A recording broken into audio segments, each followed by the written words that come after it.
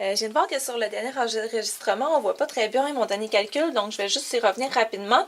En fait, ce que j'avais fait, c'est qu'on avait remarqué que D égalait 11 et 29 moins 3 cinquièmes de C.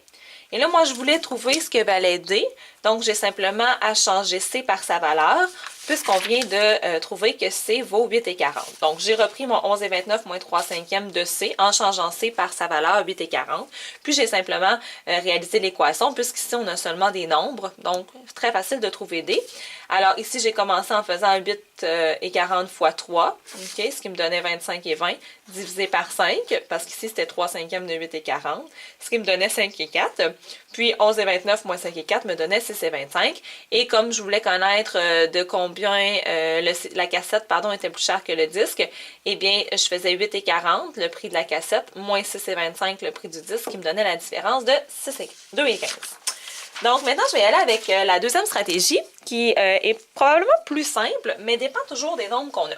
Donc, ce qu'on nous dit, c'est qu'on a 3 disques plus 5 cassettes pour le prix de 60 et 75, mais qu'on a aussi 5 disques plus 3 cassettes pour le prix de 60 et 75 moins 4 et 30, c'est-à-dire 56 et 45. La logique derrière ça, c'est que si on avait eu le même nombre d'un des items, par exemple le même nombre de disques ou bien encore le même nombre de cassettes, on aurait pu facilement arriver à la réponse. Je vous explique. Admettons que j'achète 2 disques plus une cassette et que ça me coûte 30 $.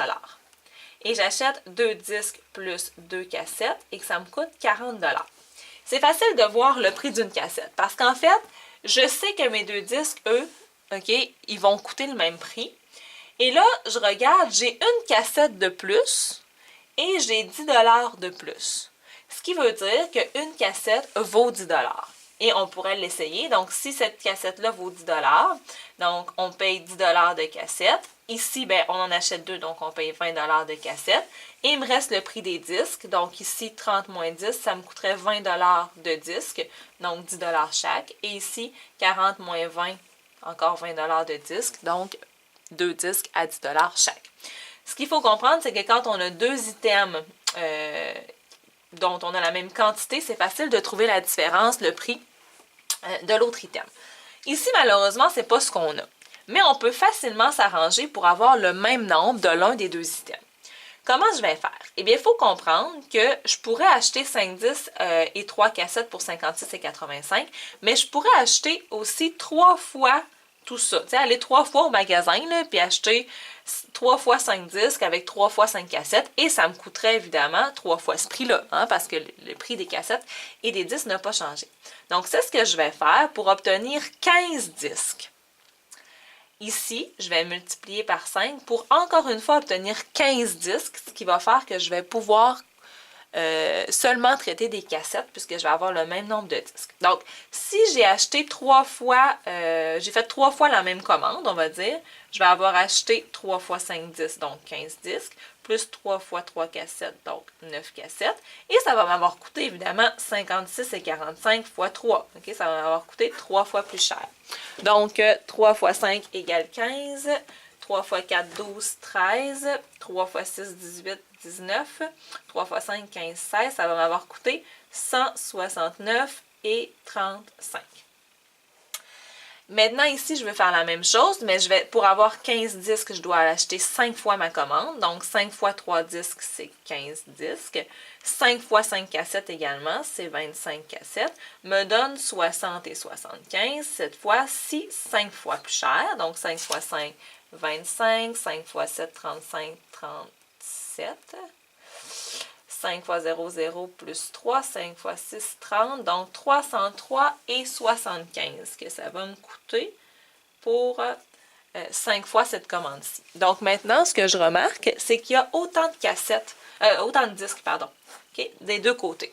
Donc je dois regarder la différence de cassettes et voir la différence de prix entre les deux. Donc ici, j'avais 25 cassettes et là, j'en ai 9. Donc, en fait, il y a 16 cassettes de différence. Et la différence de prix, c'est 303 et 75 moins 169 et 35, ce qui me donne 40 sous ici. Ici, 2, 9, 13, 13 moins 9, 4. Ici, ça donne 3, donc ça donne 134 et 40. Donc, 16 cassettes, ça a coûté 134 et 40 dans le fond. La différence de 16 cassettes, c'est une différence de 134 et 40 $. Évidemment, je veux savoir pour une cassette, donc je divise par 16 des deux côtés. Et là, c'est un calcul qu'on a fait tout à l'heure, si on se souvient bien. 134 divisé par 16. 16 en 134, ça faisait 8 pour 120. Non, pour 128, pardon. 8 fois 6, 48. 8 fois 1, 8 plus 4, 12. Donc, ici, on venait emprunter. 14 moins 8 me donnait 6. J'abaisse ma virgule. Mon 4, 16 dans 64. Si 8 dans 64, 38 fois 16, 34 fois. 4 fois 16, 64, 0. Donc, une cassette me coûte 8 et 40.